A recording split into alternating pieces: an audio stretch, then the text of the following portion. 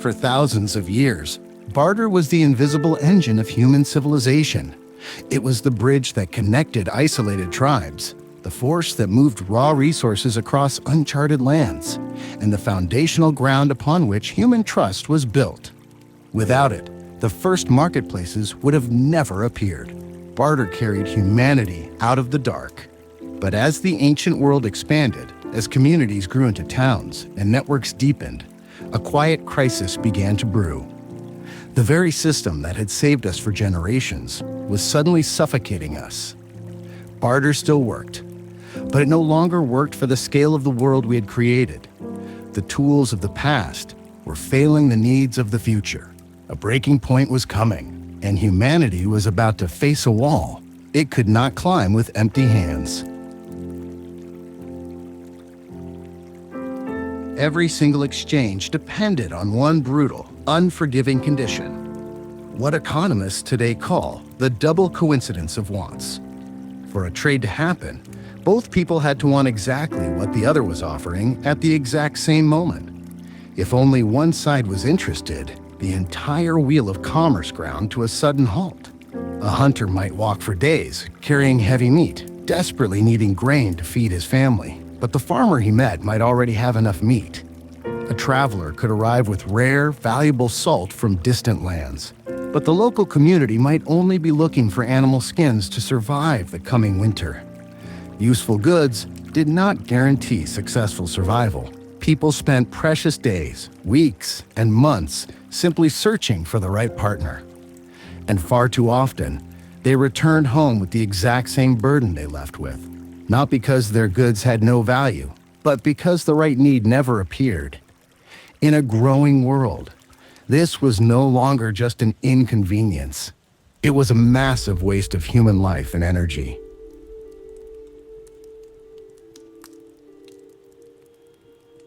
As societies became more complex, humans faced an even stranger challenge: the problem of indivisibility. Some assets carried immense value, but they were trapped inside a single, indivisible body. Imagine owning a healthy prize bull.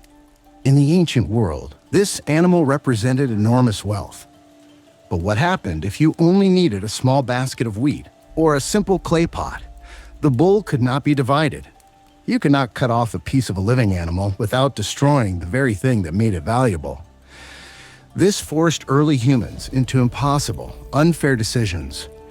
You either had to give away far more value than you wanted to, or you had to walk away from the trade entirely, leaving your immediate needs unmet. Many exchanges failed simply because the mathematics of daily life did not match. Humanity was growing up, and it desperately needed a system that could measure value with flexibility. A way to trade for a fraction of a seed without killing the harvest.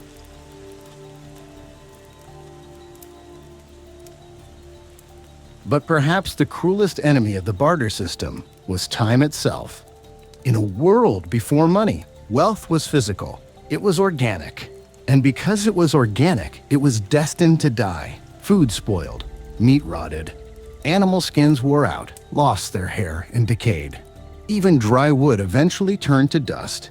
This meant that in the era of barter, you could not truly save for the future. Wealth was a ticking clock. If you had a magnificent harvest of apples today, you were wealthy. But in 2 weeks, your wealth would turn into a pile of rot and maggots. A successful trade today became a historical impossibility a few weeks later. People could not build generational security. They could not store the value of their hard work for a rainy day or a difficult winter. Time was constantly erasing human effort. And as civilizations began to dream of building permanent structures, cities, and legacies, they realized they could no longer depend on perishable wealth. They needed something that could survive the passage of time.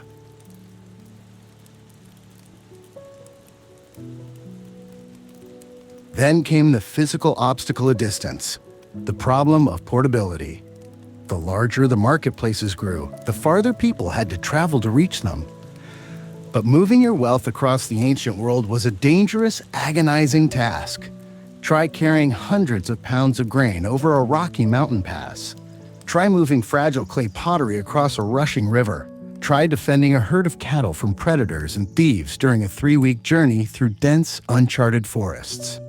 The farther people traveled, the more their wealth degraded. The physical effort required to transport goods was eating away at the profits of the trade itself.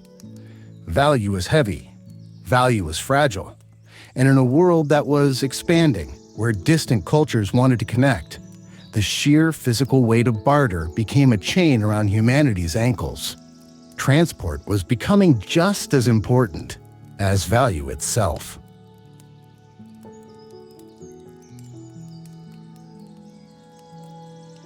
Any single one of these problems could be managed in isolation, but together they formed a systemic crisis that could no longer be ignored.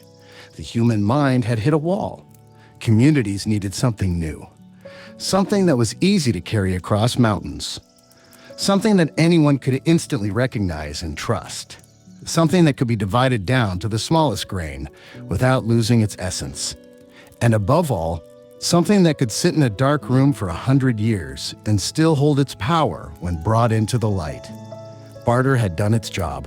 It had taught humanity how to cooperate, how to trust, and how to build markets.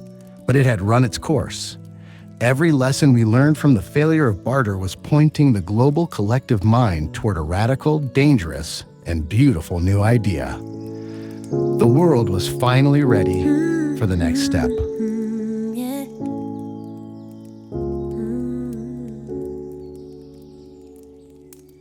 Barter never truly disappeared. Even in our modern world, when systems collapse or crises hit, people still reach out and exchange goods directly, returning to our ancient roots. But as the first great empires began to rise, barter alone could no longer hold the weight of growing human societies. We had learned what worked. We had learned what failed. And those painful, thousands of years old lessons became the bedrock for one of the greatest, most profound inventions in human history: money. In Season 2, our journey radically changes. We will leave behind the primitive world, where value was trapped inside heavy stones, rotting meat, and fragile skins, and we will discover how humanity did the impossible, how we chose specific, mysterious objects and forced them to represent value itself. This transition was not an accident. It was the result of thousands of years of human struggle, trial, and error. The stage is set, the old world is fading, and the true story of money is only just beginning.